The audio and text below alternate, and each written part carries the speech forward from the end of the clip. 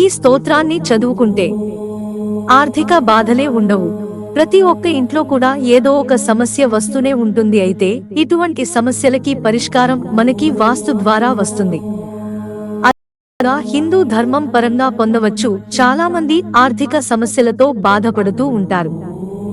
ఆర్థిక సమస్యలతో మీరు కూడా బాధపడుతున్నట్లయితే ఈ స్తోత్రంని చదువుకోండి. ఈ స్తోత్రాన్ని చదువుకుంటే ఆర్థిక బాధల నుండి సులభంగా బయటపడచ్చు.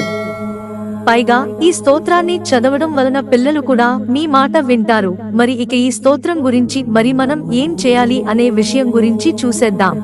విష్ణు సహస్రనామ విశిష్టత గురించి కొత్తగా చెప్పక్కర్లేదు. చాలా మంది ప్రతిరోజు విష్ణు సహస్రనామాలను చదువుకుంటూ ఉంటారు. విష్ణు సహస్రనామాలను చదువుకోవడానికి కొన్ని నియమాలంటూ ఏమీ లేవు. ఎప్పుడైనా ఎవరైనా చదువుకోవచ్చు. నిద్ర మంచం మీద నుండి లేచినప్పుడు చదువుకోవచ్చు, నిద్రపోయేటప్పుడు చదువుకోవచ్చు. మంచం మీద పడుకుని దైవానికి సంబంధించిన పనులు మనం ఏమీ చేయకూడదు.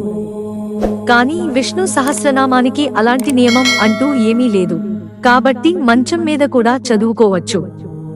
విష్ణు సహస్రనామాలను మంచం మీద కూర్చుని చదవాలి అనిపించినప్పుడు కూడా చదువుకోవచ్చు.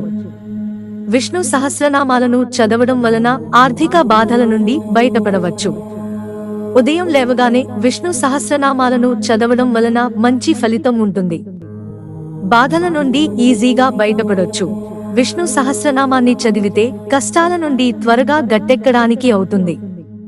వీలు కుదిరినప్పుడు మీరు విష్ణు సహస్రనామాలను చదువుకోవడం వలన చక్కగా ప్రశాంతంగా ఉంటుంది. అలానే ఆర్థిక సమస్యలు, ఇలా ఎన్నో సమస్యల నుండి దూరంగా ఉండొచ్చు.